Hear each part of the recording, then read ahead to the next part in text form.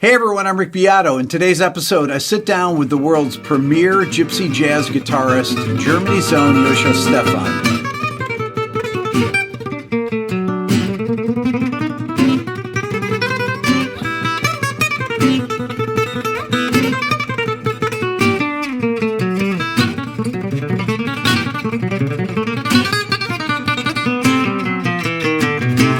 Lightning-fast chops, endless creativity, and deep respect for the Django Reinhardt tradition have made him a standout on the international jazz scene.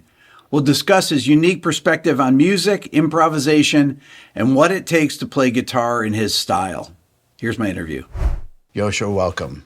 Thank you very much for having me, Rick. Thanks. It's a pleasure. Talk about the style of music that you play with this odd-shaped guitar. What is this guitar, first of all? So this is a copy of the Django Reinhardt guitar, and this is already the style, that I'm influenced in. So Django was playing jazz blues, gypsy swing, gypsy jazz. So when was that? That was started in the 30s. So Django was born in 1910, and he formed this famous Hot Club de France together with Stéphane Grappelli on violin. Yep. He had two rhythm guitar players, a double bass player. So that was a string quintet, and it was a unique thing. So it was, I would say, people describe it as gypsy swing, jazz manouche, but maybe you can call it also European swing, because it was the first time, I think, that Americans watched, let's say, a group from Europe doing their own thing or their own kind or form of jazz. Yeah.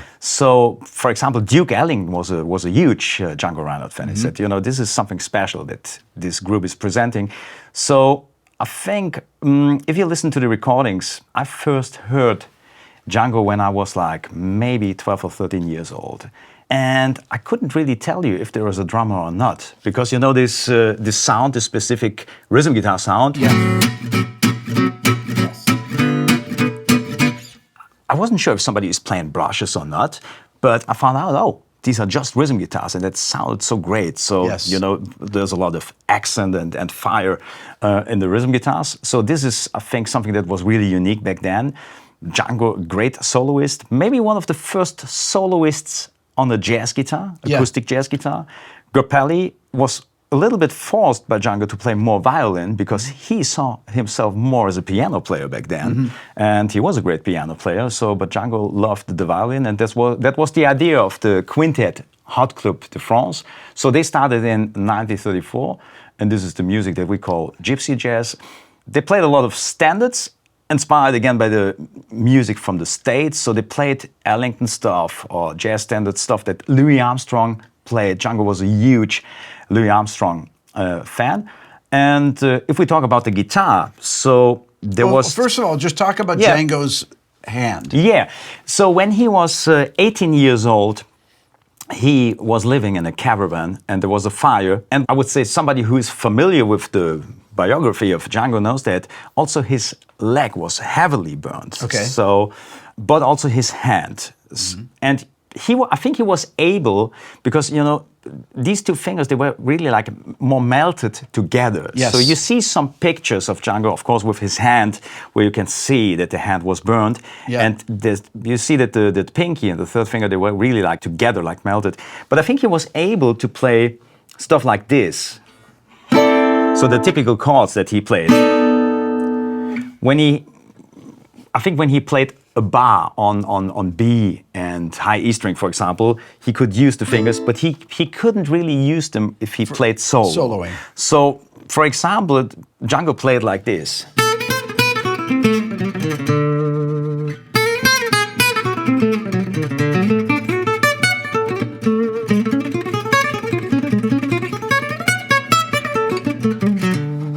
And which is unbelievable. It's still unbelievable. If you listen to the recordings, it sounds like somebody's playing with 10 fingers on his left hand instead of 2 fingers, you know.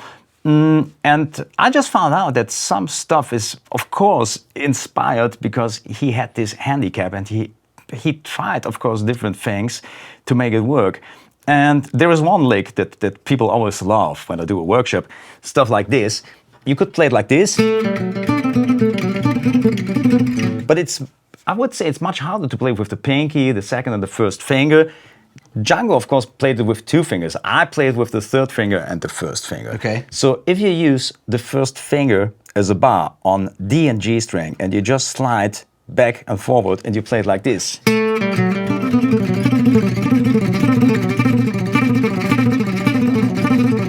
I would never get the speed if I want to play the same thing with 3 fingers. So some of the stuff, because I'm just lucky that I can use the whole hand, because Django couldn't. But there are some things that are really easier or better to play with 2 fingers. Also, he's playing a lot of arpeggios, as you probably know, and for somebody who never heard the word arpeggio. So it's like basically his improvisation is always based on the chord that the rhythm guitar player is playing. So for example, the rhythm guitar player is A or A6. Then Django knows, okay, I can play all the, let's say the main notes, like the 1st, the 3rd, the 5th, and I use this for my improvisation. And what Django did, that sounds already really like gypsy swing, he's always putting an enclosure note in front. Yeah. So he's playing something like this. And that's the next thing. I found out if I want to play it like, more like in a classical trained way, if I want to play it like this, using a lot of, different fingerings, I think it's heavier to play. It's more easy to really play it with 2 fingers, so you get used to play it like this.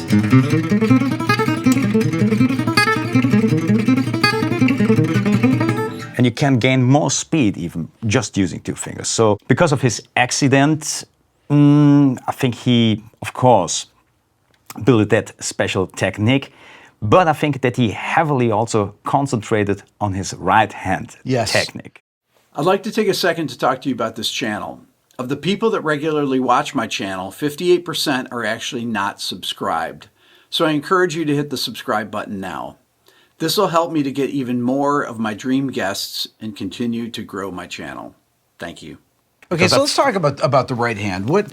Talk about how you use your right hand, and you're alternate picking everything for the most part? No. I'm still very, let's say, versatile or flexible with my kind of gypsy jazz, or my, let's say, how I play. Because, I'm inspired by Django, but I always try to, play my own thing and with their own personality. I'm so inspired by other players, of course, that I didn't start it with Django. I started with Beatles stuff, played rock guitar, a little bit of jazz before I started with Django. So I was used already, let's say, to alternate picking and stuff like this. So for me, it was really hard in the beginning because, I'm 45 now. So when I started to learn, internet was not available, so there was no YouTube, stuff like this, so that now you can see a lot of things. Well, it's great, Thanks again for having this great channel, because so much information that, it was not easy for me back then to find out all these things.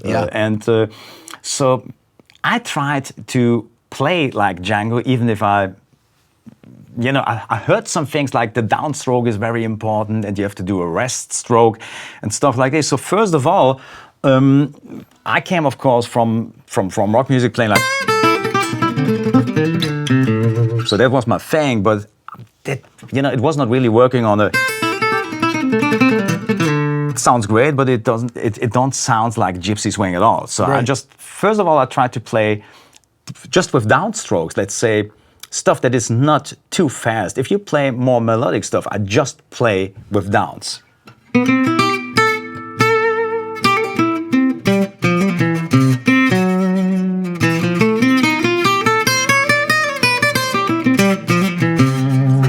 First of all, I think it's the volume that Django needed back then, because he was just playing an acoustic guitar. What I think is the secret is not just playing it down, because as you see, I never move my hand like this. So the direction is always like, that's the reason I have a pick out on this guitar, because I really try to play into the top of the guitar, because I play with rest stroke on every string. So if I play the rest stroke. So if I play the B string, I stay with the pick. And you rest on the E string. And rest on the E. Same on the G string, I'll stay on the B string, and so on. Which is really a classical guitar technique. It's a classical guitar technique, and it was funny. I was talking to a guy who said everybody is today saying, "Oh, this is the Django technique." He said it was the common technique until Charlie Christian came along. That's right. That's the funny thing, that people always think of it as the Django Reinhardt technique, but it's more or less people play just down strokes and with rest strokes, because everybody had the same problem as Django. No amplification or whatever. You need a good tone, you need volume. And of course, when you start to play on an electric and even on the archtop, we know there's a lot of feedback, so maybe you need the palm to... That's right. To mute so that you get no feedback or whatever. So that changed the position of the right hand. And Django, of course, he played, really heavy.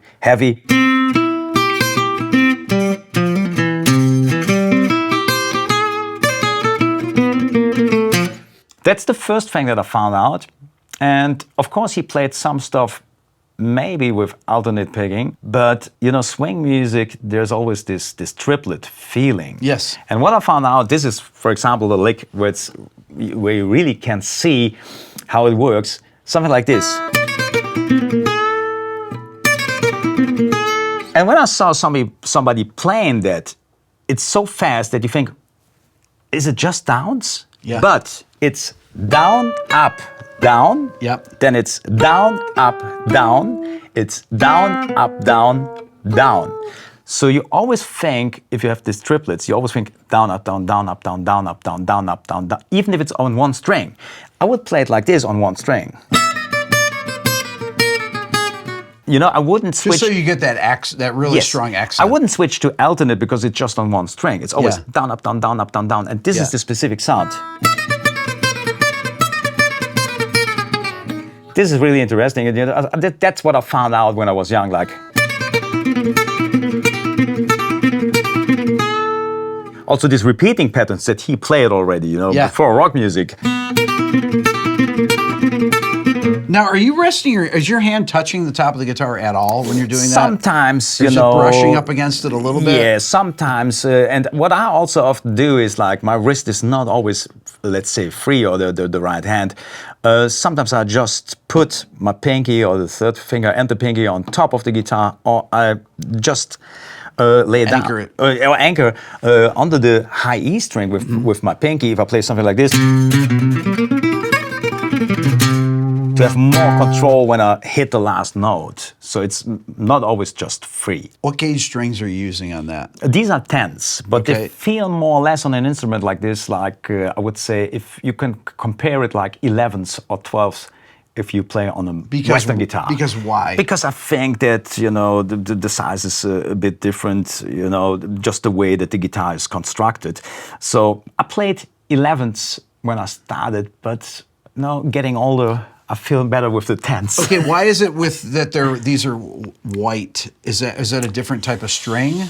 It's more or less, it's funny that on, I would say... It's not electric strings, right? No, but on 90% of the concert, people are asking me, "Oh, you play nylon strings?" I said, no, but the string is very close to what maybe also the nylon... Is it a silk wound string or not? It's more like a silk wound string, and so they're more like silver. But they really call gypsy jazz. Okay. I know that Martin, they produced really silk and steel back then, like the folk string. So that's very close to the folk string, but it's steel strings. Yeah.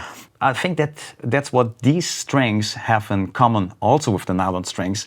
So after 1 or 2 gigs, I need to put new strings on. Okay. I just put new strings on this morning because I knew in front of the microphone I want a fresh sound.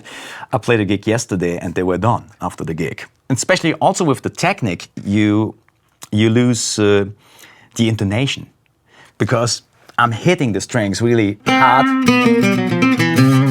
And it's always like, this stretch or whatever. And if you play like this,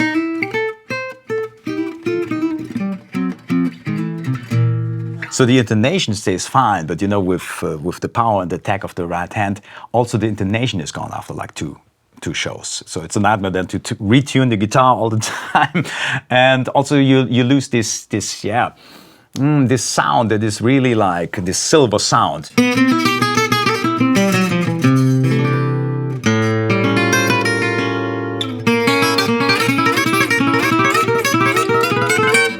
something like this. That's awesome. Love that. This is also like a special technique. This is a great thing. Django often plays like a diminished chord, and he plays one upstroke on high E string. And the next thing that is typical for gypsy jazz is that he sweeped a lot. You know, Okay. I have a sweeping here, so I start with a down on G string, but it's a sweeping also with resting on the next string. So it's, you know, there is a lot of attack when I play this. It's not this. That's what a lot of people are playing, you know. Yeah. But it's more about the accent.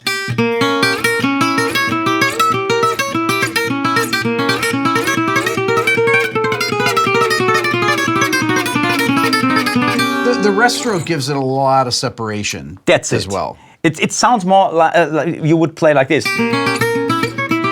It sounds like it's really single notes. Yes. Not like you play a whole chord. Yeah. That's what it is because of the rest stroke. Okay, so talk about repertoire and how do you learn how to play in this style? Like what tunes do you learn? Yeah, I started, as I said, when I was like 13, 14 with that kind of music, and I tried back then, you know, it was even hard, still hard.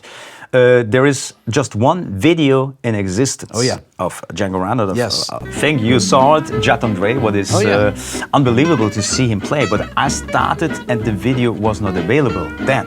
It came later. Somebody It's on found YouTube, it. by the way. It's great. You have to watch that. So first of all, I bought all the records that I could get, you know, and try to learn the repertoire. And it's funny, often people ask me, especially in Germany, like, oh, you play music. So where did you study music? I said, I studied at home in front of the, you know, the CD player or whatever. Because there is no university that shows you how to play like Django. You know? Also, the jazz education starts later. After Django, After yes. Django, That's right. you know? Everything starts after Django. So a lot of stuff was really like a, let's say, a little bit mystique, and you know, I had to find out. So first of all, I tried to learn stuff that Django played, some of his originals. The first song that I heard was this one.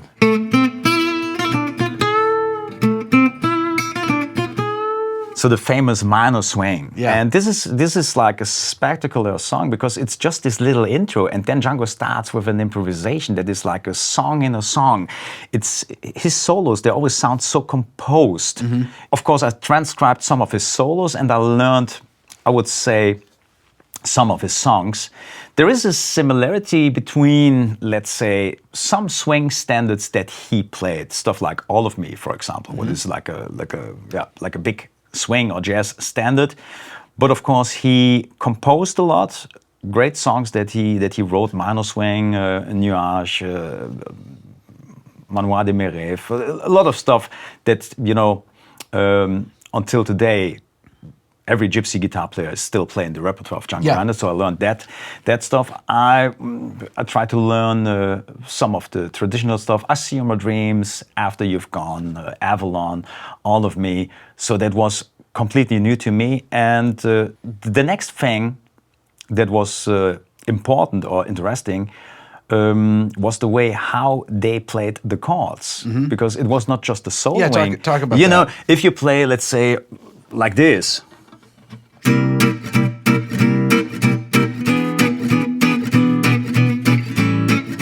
then it sounds maybe a little bit like All of Me, but something is wrong. And in the beginning, I played maybe more just, let's say, regular chords. And that's what they did back then also, that they sometimes didn't use a lot of options, that they just played like a simple C chord.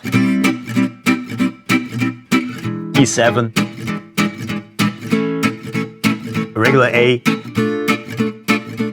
D minor. And what I also found out is like, oh, they don't use, let's say, maybe high or low E string. So just the difference between playing all 6 strings or just 4. It's different. And then if you start to add the 6th, that is I would say this is one of the notes that you really need if you want to play gypsy jazz. So there are a lot of major 6 or minor 6 chords, and of course, you can play a C6 like that, but that still sounds more modern than this, what I really like. This is like a very traditional That's old chord. school This old school, Well, because it's got that triad right in it like that. That's what I also like. It's sometimes you want this sound. Yeah.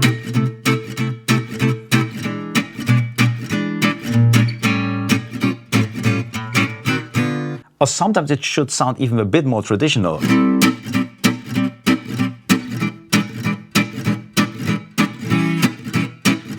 That's a nice one that I like.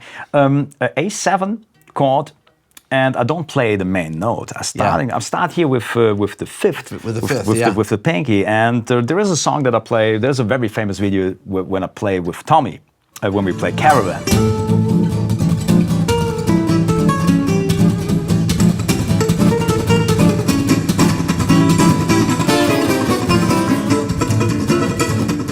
And especially on Caravan, when I play this Gypsy rumba rhythm that sounds more like this.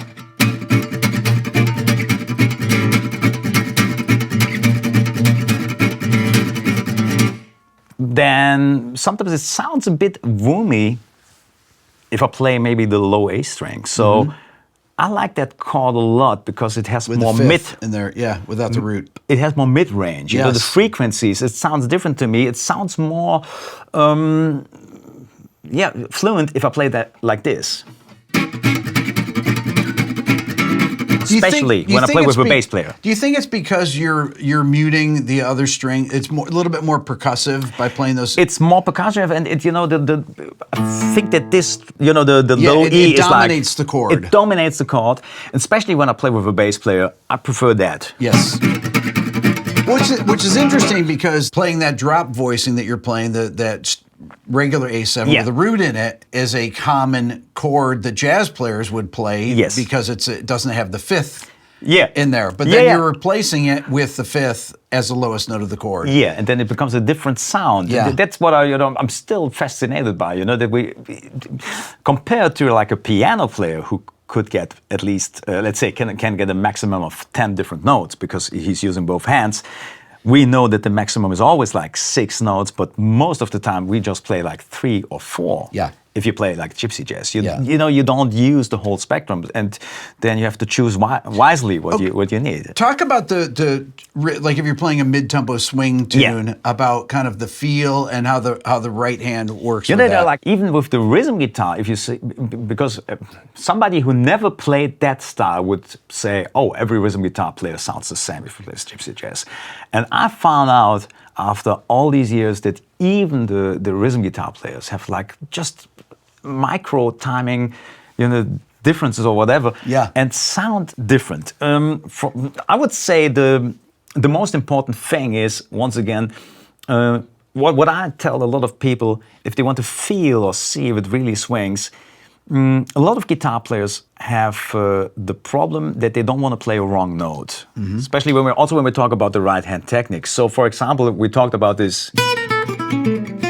And I often see when I do a workshop that everybody is just looking at his left hand because nobody wants to play a wrong note, and they forgot already about what they should do with the right, like.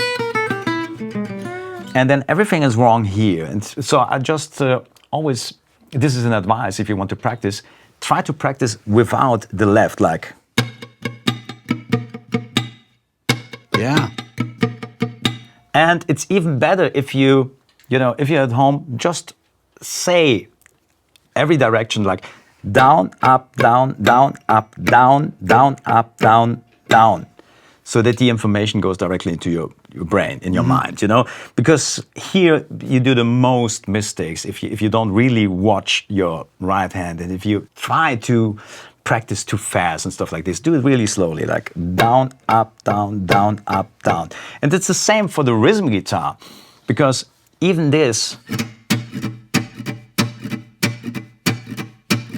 then there is this swing that must be already there, even if you don't touch the fretboard.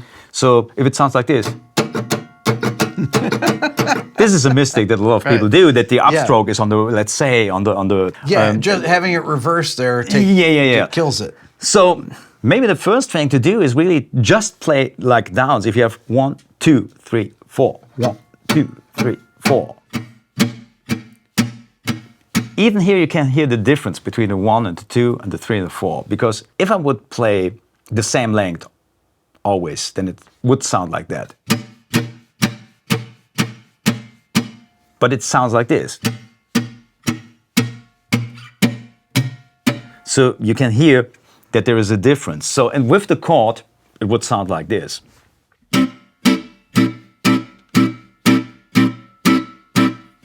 So I think the left hand is always muted, or should be always muted. You just touch the fretboard. You just clamp down when you're playing. When you play the down. Chord, yes. Yes. And I think the first down is also more like, you could play all the strings like this. But I think the second one is a bit more aggressive, or not sure how to, let's say, to explain that, but there must be a difference. And it's funny, this is without the upstroke, and I just thought, oh, this is really simple. And I prepared a backing track for a workshop that I did in Germany, like maybe 2 years ago, with a click, and it was a nightmare. People always think to play quarter notes is really simple, but this is maybe much harder than the rest. Right. To invest time in things like just trying to play quarter notes really on the beat. I love it. You know, to me, I always love to practice. So for me, it's a lot of fun. First of all, you struggle with, getting it right, and then you get better and better and better. Every day you're practicing this. And so even this is like, I would say is really important. Just try to play quarter notes. So the first one a bit shorter, the next one on all the strings. And I just think that I use the upstroke in 2 different ways. Again, you can use it more with a, let's say, triplet thinking like this. Like a drummer who's playing with brushes. So I just go back with the pick, and the strings must be muted with the left hand. So the upstroke starts when the left hand is again at the muting position.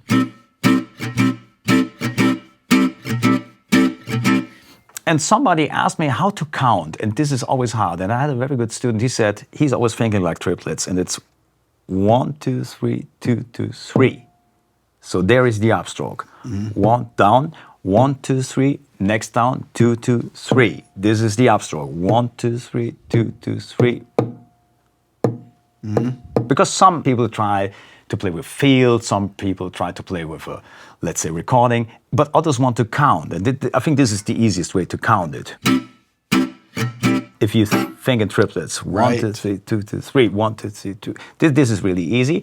But there is another idea of the upstroke. Some players play the upstroke and it sounds more like it belongs already to the 1, like this.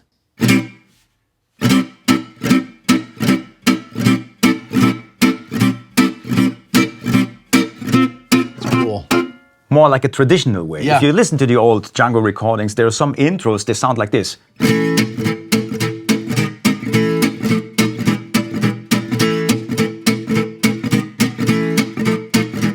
And to me, this is maybe a bit more also this European touch. Because I like the American swing feel, what is more maybe the triplet feel also. But I think that this was a more, let's say, aggressive idea of playing what we call the La Pompe rhythm, with this with the upstroke that belongs a little bit more to the 1 directly.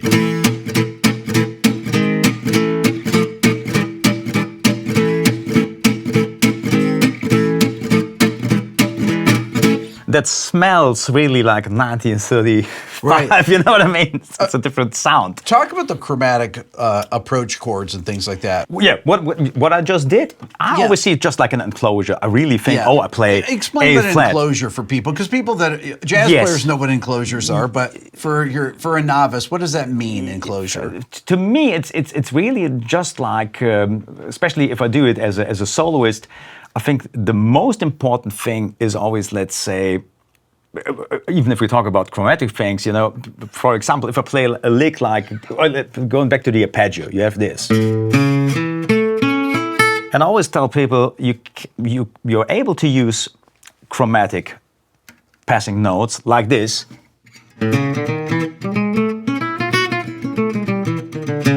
But the most important thing is that I need to play from 3 to 5 so that the whole thing makes sense. Yeah. So these both notes, I just need them as the glue to get to the point that I really want to get.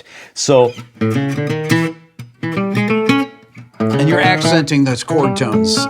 That's it. When I think of an enclosure, I think of a lower and upper neighbor tone. It could be chromatic, or it could be one chromatic below and then a scale tone above. I mean, there's many types of enclosures. You know, this is like a typical enclosure thing.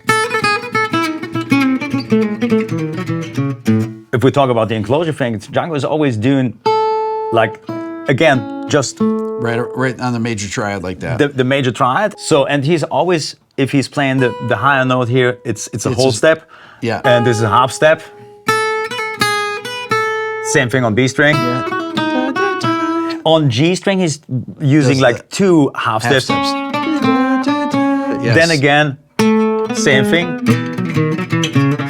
Because there's just the same thing, 1 octave lower. And I never really thought about stuff like this in a too theoretical way, of course. But maybe what you did, you directly tried to sing the stuff. And I was always just working also with my ears.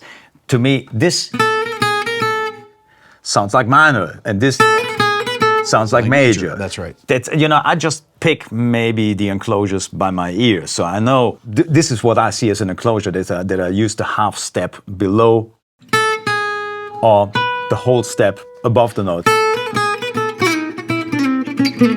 If I do chords, then it's the same thing. It's just a chromatic thing. It's just a movement that I use.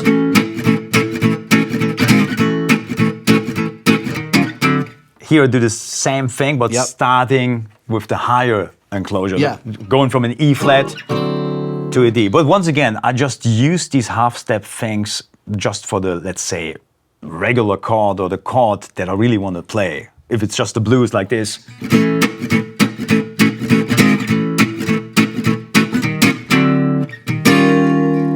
And once again, I don't want to be too theoretical. It has also this tritone subs. Flavor. Yeah. If you play the E flat. Yeah. But it's just a chromatic chord, chromatic passing chord to connect that's it. It's them. More like a chromatic now, passing. if you're going to do it on a minor chord with these enclosures. And then it's funny because it's the other way around. Because here on the G string I have the whole step. The whole step there. Yeah. But even with the enclosure, sometimes I play this. Sometimes it's so fast that you don't really think about the half step or whole step thing. Okay, talk about minor 6 chords. You talked about major 6 chords. Talk about minor 6 chords. Yes. So this is the typical, the same thing. Minor 6, I would play like that, or also very traditional like that. Yep. And there's one lick. Once again, if we talk about stuff that is, to me, really Django or really Gypsy jazz, there's one lick that he played. Again, you have this down, up, down. And here you can also see, we could say, oh yeah, he's playing the 9 here, but it's, again, I think for him it's more this enclosure thing. Yeah. He had to work with let's say, with the 2 fingers. Yeah. And what is really important, that's what I just found out, if you have a lick like this,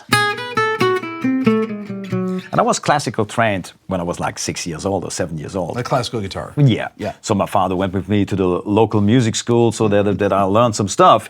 And the first thing that you learn is play like this. Yeah. So that you always, let's say, take care of, the finger positions on the fretboard. And so I understand that a lot of people, if they hear this lick and they're not familiar with Django's playing, a lot of people start with the first finger. Then, of course, because of the reason that you have like 4 notes this is the 4th fret, 5th fret, 6th fret, 7th fret. The next one is on the 7th fret. A lot of people would continue with the pinky. And then they continue with the 2nd finger and so on. But once again, this is, I would say, harder to play than just... Because you get that middle finger bar, which is really awkward. So I think you always have to take care, what is the main fret? So the main fret is the 5th fret. Yeah. So I want to which play... gives you that minor chord is right there. Yeah. So I want to play all these notes definitely with my 1st finger. Yeah. Because of that reason, I start with the 1st finger, then I move on with the 3rd on the 7th fret, and I then go you're back. in position, yes. Because this is really important. That's also for people who just start with stuff like this. Just take care, what is the main fret that you really need? Because the 1st finger should be there. Yes. And so I start here with down, up, down. Same thing, down, up on B strings, 3rd finger, 1st finger. Sometimes I play directly like a mini bar with the 1st finger, because I need that note too. And again, it's interesting to see we have 4 notes on D string, but it's down, up, down, down. To the 3rd of the D7. Or to the 6th of the minor. To the 6th of the minor. Yeah. And I think this is one of the most played licks in Django's repertoire because of the reason, of course, you're able to use it on a A minor 6 chord, but if we change one note in that chord, so if I put this finger here, it becomes a D9 chord. Yes. So this sound is very specific for D9 because all these notes you could use on that chord, but also on the minor 6 chord. So yeah, about the 6th chord, I would use this position. Or that Django, of course, played sometimes also even higher than the rhythm guitar players. Yes. So searching, of course, for different chords to sound different, because he did a lot of stuff when Grappelli was playing. There were still like 2 guys pumping. And you don't need maybe like a 3rd guitar player who's doing the same thing. So Django was always also influenced by classical music. So what he did very often was stuff like this.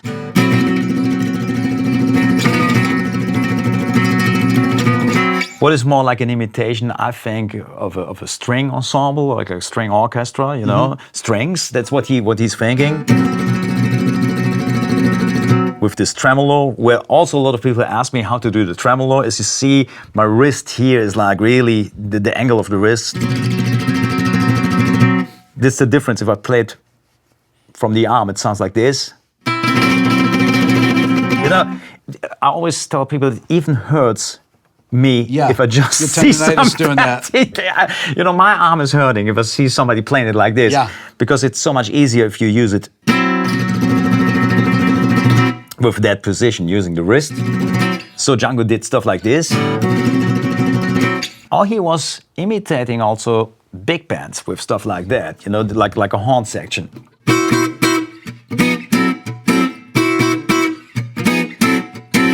And this is also typical Django. That was something that Grappelli once said. He said, when Django backed me up, it was always like an orchestra is playing behind me. Yeah. And really, I think he has this orchestrated sound when he is doing all these fills and. Well, those are kind of voicings that you would hear in a big band or something. Yeah. Talk about stuff that you practice. Do you practice tunes? Do you improvise over chord progressions? What do you do now? I think everybody knows that you practice different over the years. Maybe when I started with that style, first of all, I had no clue what to do. So first of all, I tried to transcribe the whole thing, whole Django solos. When you say transcribe, people might not know that.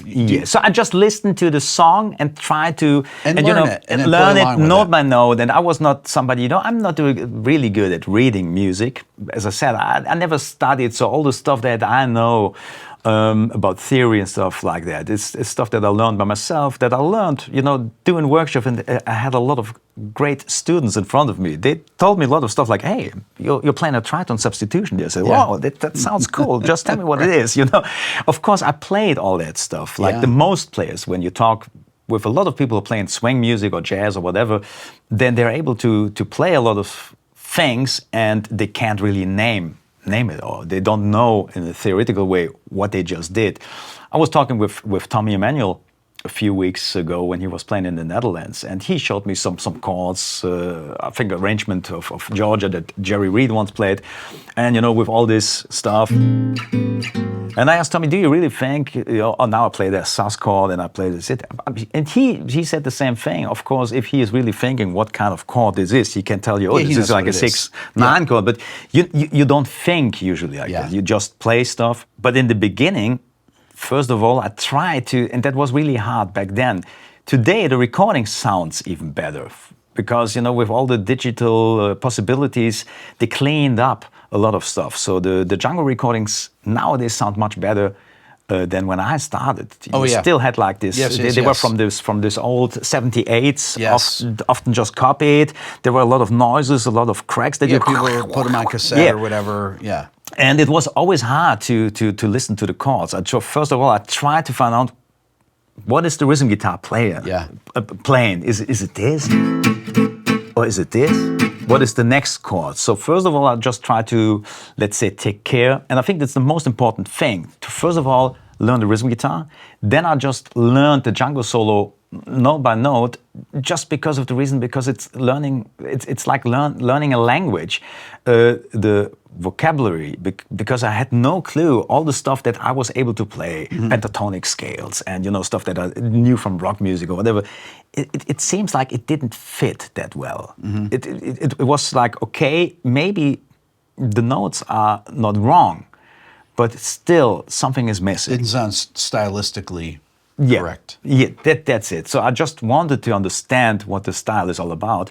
I think that I was, let's say, back then, even with 13, 14, 15 years, I was, aware that Django soloing is heavily connected to the chords. That's what I understood very, very fast. Because if he played stuff like, then I just found out, okay, these are just these notes. Yeah. So it has to do something with A minor. So he's just thinking A minor at that point. And so I would say in the beginning, I started with transcribing or learning the whole solos. And after 10 songs, I just found out, okay, so what is the stuff that he's repeating all the time? Yeah. That is to understand the musician. There are some, some phrases that he played just in one song, and he never really repeated that. But stuff like this, that he played more often. I think, okay, I just try to find out why he's playing stuff like this. And then you see the connection. You see it's just like an F chord. Yeah. So that was practicing first back then. So I learned maybe the stuff, played it note by note. And the next step, and this is a really, let's say it's a hard step, is of course that you want to try to improvise in that style. So that was what I was working on when I was like 14, 15, 16, whatever. And, but I still wanted to be a player with an own personal style. And this is still for me the most important thing. I never wanted to be a copy of what Django already did. So you have to find your own way, and that's what I just was aware of at the time. And for example, that was stuff that I practiced. There is this lick, what is also interesting, with the Gypsy swing technique. It's again A minor, and then you play like root note, major 7, 7, and 6, and you play down, up, down, and then 3 downs. So this is down, up, down, and then the sweeping from G string to high E string. So and this is I would say, the Django way to play it.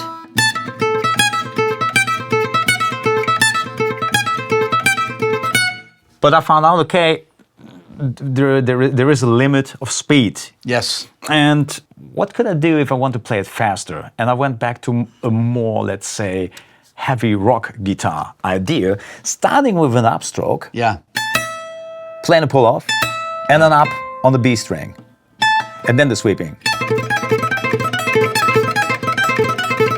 Yeah. That's stuff that I really like, because nobody is playing it that way, but I do. because I just thought, why not? Yeah. And it sounds like Joscho Stephan. That's a good thing, to have something that people say, oh, yeah, this sounds a bit different. So I learned a lot of the stuff that was also part of my practicing routine in different ways, talking about left hand or right hand technique. So to stay a bit more flexible or versatile, the Django technique is of course important if you want to sound like a gypsy jazz player, but I still like to do an upsweeping, what Django never did, because he just swept down. Well, he didn't have those fingers to sweep that shape either. And also, if he's doing something like this.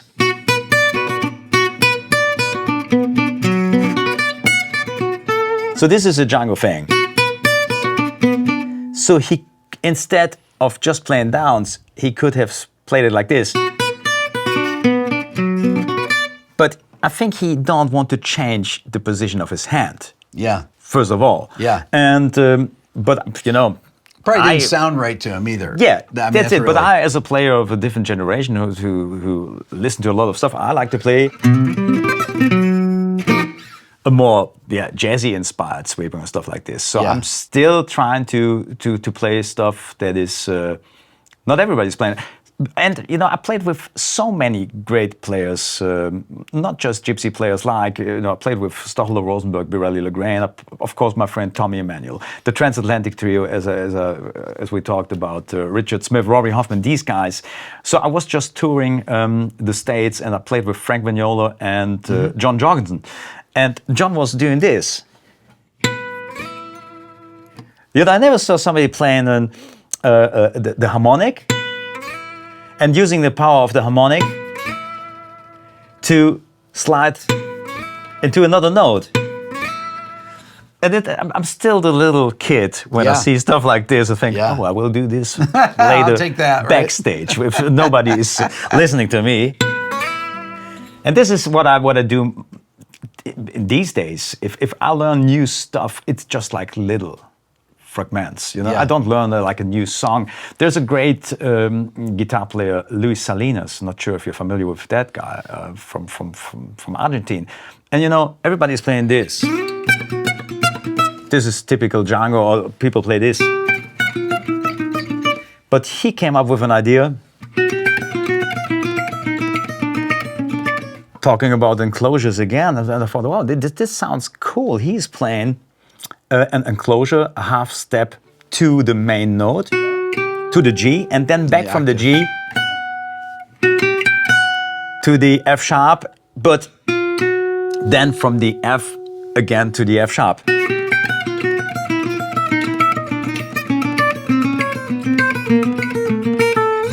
And I remember that Frank Vignola once said, like 20 years ago, he said, do you know what I like about you playing, bad musicians copy, good musicians steal. And it's still, you can steal so much great things and use it for your playing to build your own personality. And I think it's dangerous, especially if you are a blues player or a gypsy jazz player or a flamenco player, somebody who's playing a certain style. If you just try to play what is already existing, I think you have to find new stuff. So I'm more working on stuff like this. Compose stuff, arranging stuff. We have a lot of, let's say, very cool arrangements with my trio, with Volker on bass and Sven on rhythm guitar. And we don't even play a lot of this La Pompe rhythm. We try to keep it more interesting and playing a song that has more like a reggae kind of feel.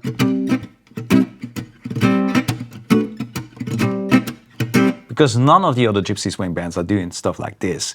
And we just found out that the audience loves that, because it's the whole set list is more versatile. And interesting. Yeah, and makes sense. You know what I mean? We play like 2 hours or 2.5 hours, and people always ask for 3 encores, because there are some gigs or some concerts that you went and you say, oh, there's a second set. Okay, you know what I mean. So it's really good if people after the second half are still interested in hearing more stuff, and that's what we just try to take care of. That sometimes you play like a waltz, and after that maybe this. I also wrote like a funky tune where I play this.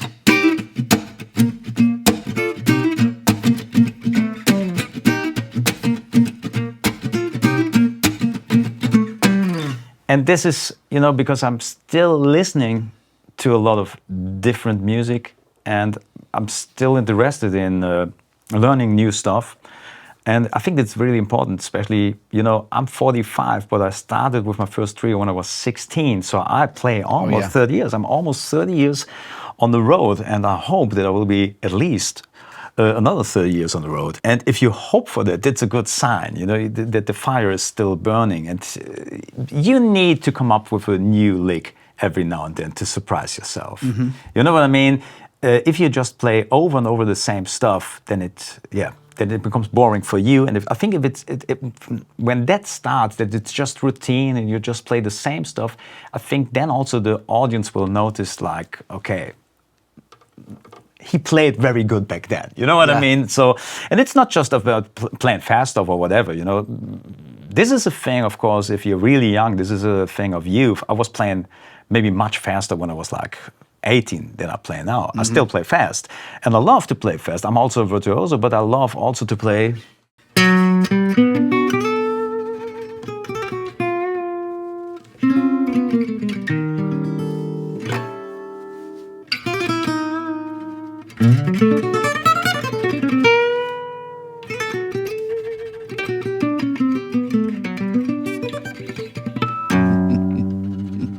Some fast ones in between, but also some slow ones, you know. And this is what I prefer maybe now more. And it's funny because we met at the George Benson camp, you know, and I'm a huge George Benson fan. That was an experience. It was like a dream came true.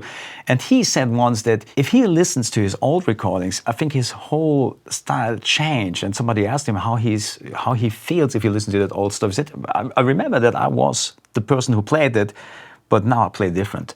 And if I listen to my first recording, maybe a lot of people would say, yeah, he still sounds the same. But there's so much difference if I listen to a recording that I did 20 years ago, and I listen to a recording that I did just like 3 days ago.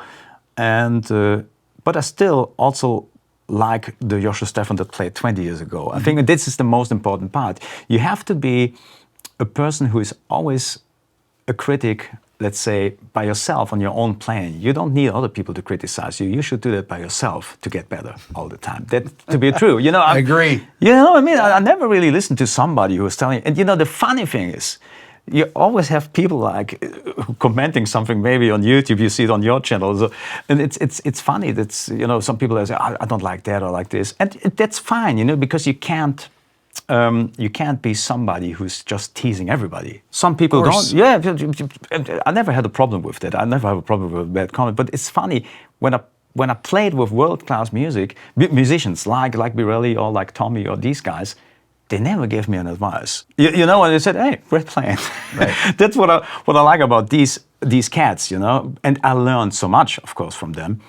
And it was often not just like how to play a lick. It was like how to behave on stage, how to choose your set list. Yes, yeah. You know, I learned a lot from Tommy.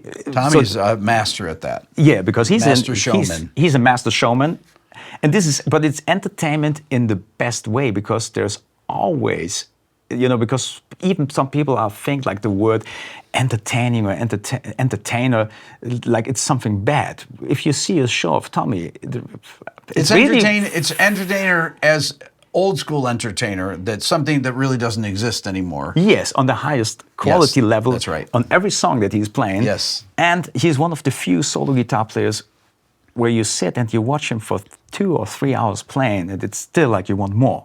You can believe it. Which is incredibly hard to do. Yeah, and I saw him more than maybe 100 times because we toured together. Yeah. And still I watch his shows and think after 20 years, it's still like, and I think this is really important, it still seems like it's the first show of his life. Yeah. He's enjoying it.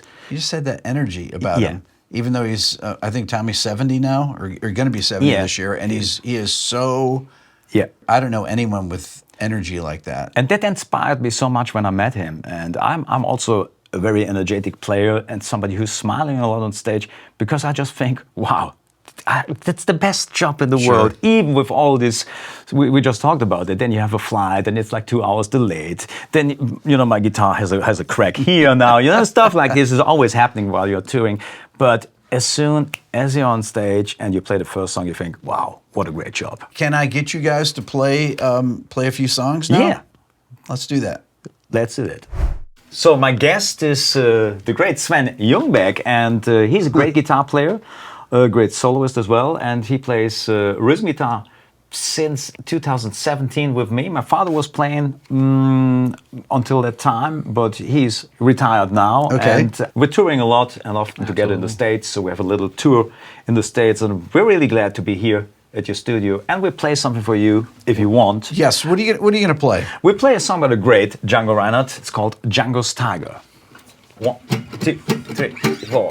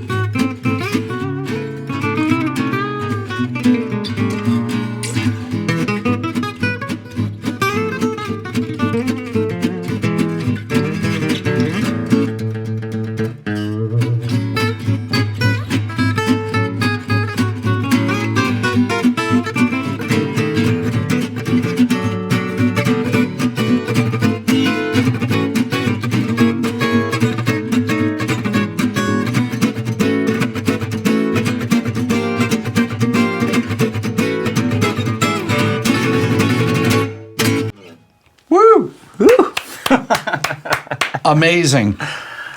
How often do you break strings? It happened often to me when I was younger because I think I was not changing strings as often as I do these days. Because as I told you, I change the strings after, let's say, every second I mean, show. you're really because of that. Really aggressively hitting. That's great. It sounds amazing. It happened when I was younger, like on every, let's say, every fifth gig, because strings were too old, and I always broke an E string. But it's really rare now because I changed them very often. And that's the thing, the intonation, of course, is getting worse. I noticed though that you're not tuning your guitar a lot. This guitar stays in tune really well, doesn't it? Yes. And it's not let's say, if we talk about the Django Reinhardt guitars, this is a Yoshi Lack guitar, and I play a lot of Jürgen Volkert guitars, and they're really great when we talk about the intonation and staying in tune. There are some of, especially also the older guitars, the vintage instruments. Yeah. I remember they played once a Django festival in the States, and they asked us to come without guitars because we played on these beautiful old Selmer guitars, Bussato guitars, the vintage stuff. But the whole evening was about tuning the guitar. Sure. After every song. Now, are these spruce tops on yes. there? The spruce. Okay. And what are the back and sides made out of? This is maple. Okay. Maple back and sides, okay. and some walnut maybe on the neck. But it's always, I think the gypsy jazz guitars, it's always a spruce top. Always a spruce top. Yeah. And does the maple make it project more and give it more a little more top end maybe? I have so many different guitars. I have a lot of Volkert's guitars at home. Yeah. John Petrucci is playing one of these. He okay. saw me playing, and he bought the guitar from Jürgen Volkert. And I think I have somebody with Macassar on the back or Brazilian rosewood, what sounds also great, maybe sometimes a bit warmer, but I think that the maple is a bit more aggressive. Yeah, it projects more. Still projects more, but still warm enough if I want to play a ballad. And is the maple, would this guitar be heavier than one made with the rosewood? I would even say they are light. Lighter, really light. okay. Yeah. Interesting. Compared to the other one. I have one with Macassar wood. This is like a really heavy wood, and he also did the neck with Macassar. And this guitar is always like going that way. Yeah. That was like when I played that one, it was first of all challenging for me because, they're always really light, and this is a real heavy guitar. But I'm there if you want to... That's pretty much what I figured it would weigh. It's interesting though. The neck is more like almost the size of a classical guitar. Yeah. It's bigger than a regular acoustic. It's close. The guy who invented that guitar, Mario Macaferri, I think he was a classical guitar player. Mm-hmm. And worked together with Selmer, with the saxophone clarinet company. And I think they just found out, okay, in America something is going on with Gibson and Gretsch and all the guitars. We want to do a similar thing here in Europe. And so they worked together. And as you can see, the guitar is like a mixture of different things. So it looks like a combination. That looks like a classical guitar. That's what I just want to say. Yeah. The neck is still like heavily inspired by the classical guitar. Yeah. Then you have the tailpiece, and this what is more like a jazz guitar. Yeah. It's a mix, maybe a bit like a dreadnought, whatever. Everything in. Is the fingerboard flat like a classical guitar as well? Yes. Okay. The fingerboard is really flat. Yeah. And what is this a? This is a microphone that I use. Okay. When I'm. When I play gigs, yeah. I have like two different signals. And that's how you put it when you're playing a gig? Yeah. I put it on the top of the guitar okay. to have a more natural sound. And I see. There's your input. And I have there. like two jacks because there's a pickup under the bridge. There's a piezo under the bridge. Yeah. And I use the microphone in combination because that's really nice. Interesting. Okay. And of course, it's great if you are able just to play in front of a real microphone. If you have a good sound engineer, you have a good system. But we use our little AR amps most of the time. Just plug in. It's more reliable, right? We know our sound. We know what we want.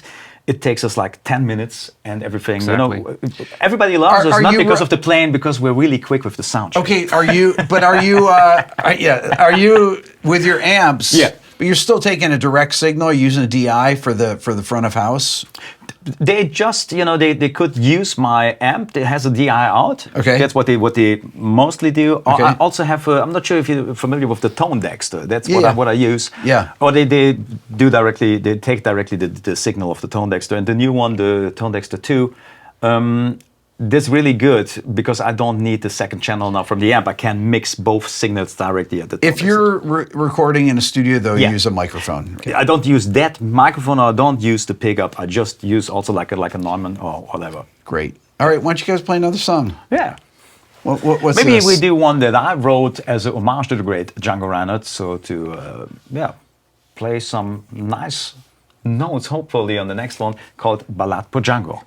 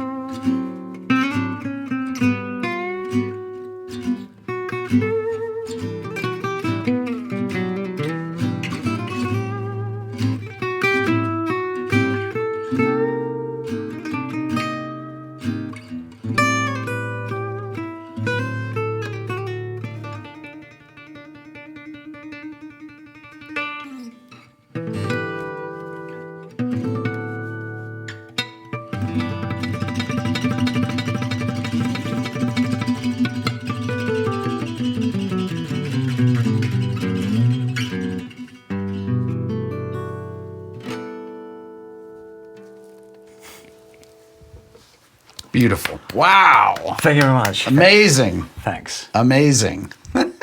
Thanks, Rick. Like, how about one more up-tempo song or something? Sure. What do you think? We have something like Joseph, what is really like an up thing in minor. Maybe we do this one for you. Okay. Sure.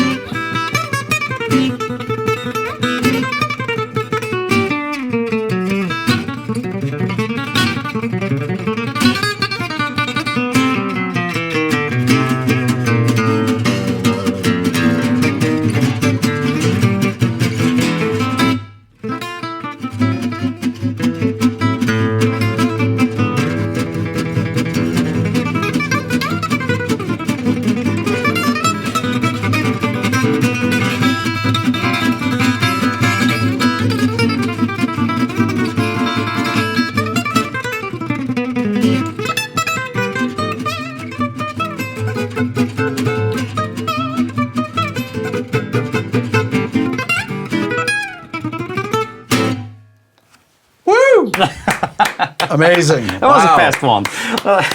Guys, thank you so much. That was really incredible. Our pleasure. Thank you very much for having us. And we love the music of Django Reinhardt. We love Gypsies. We love what you do for the music, for the guitar, for everything. And we hope that that this will gain a few more Gypsy jazz fans. There you go. Absolutely. Thank you, guys. Thanks. Appreciate it.